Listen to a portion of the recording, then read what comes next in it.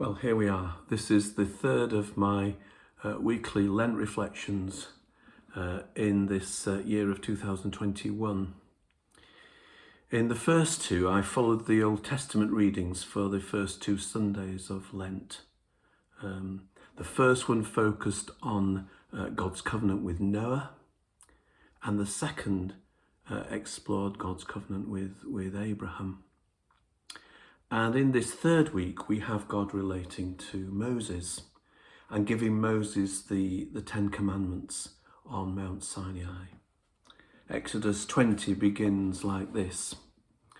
Then God spoke all these words. I am the Lord your God, who brought you out of the land of Egypt, out of the house of slavery. You shall have no other gods before me. And then God speaks the rest of those commandments. You shall not make for yourself an idol. You shall not make wrongful use of the name of the Lord your God. Remember the Sabbath day. Honour your father and mother. You shall not murder. You shall not commit adultery. You shall not steal. You shall not bear false witness against your neighbour. You shall not covet. And alongside much else that is given by God to Moses, what we read in the first five books of the Bible, about a whole range of things, those instructions, what we read there is really, alongside the Ten Commandments, it's really a set of guidelines for healthy, wholesome community living, addressed often to individuals, but for the sake of the whole community, so that it can live in the presence of God and in the light of his love for them. I've only visited the Holy Land, Israel, once. It was just a couple of years ago now. But I was in Jerusalem on the Sabbath, which of course is counted from sundown to sundown, Friday sundown to Saturday sundown.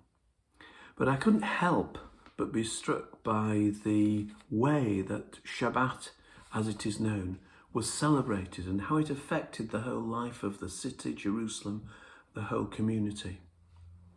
Friday afternoon, as sundown approaches, it becomes more and more frenetic as people are in the markets buying food for the Sabbath meal and making their preparations.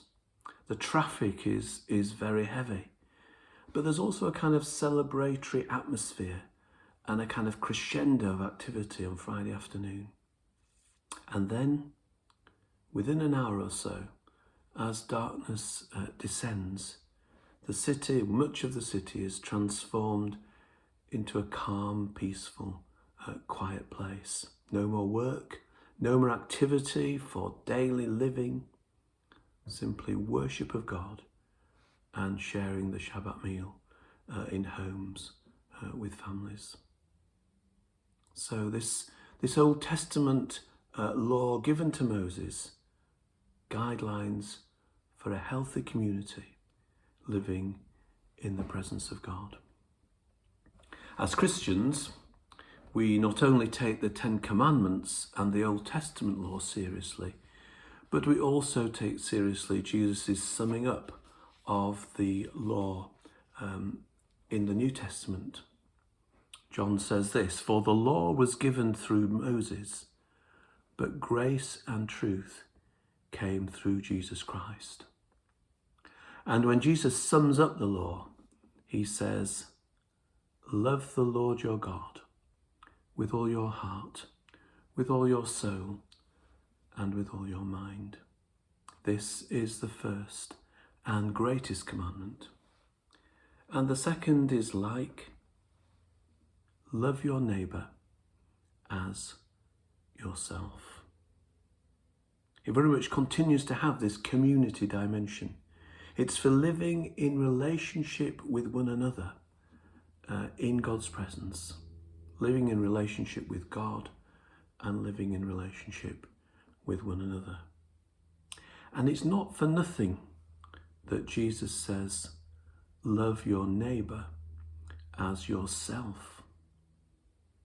We may be seeing a bit of light now at the end of the tunnel of this pandemic, but surely there are more twists and turns still to come.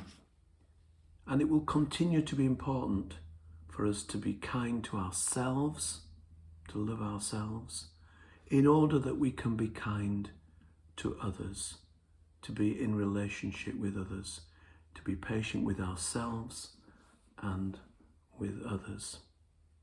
And if that's something which we have appreciated and learnt to do more during this pandemic, as the wider community now begins to open up again over the next weeks and months in person, surely it's something which we can take into a new emerging world, into the community of the next few months and years.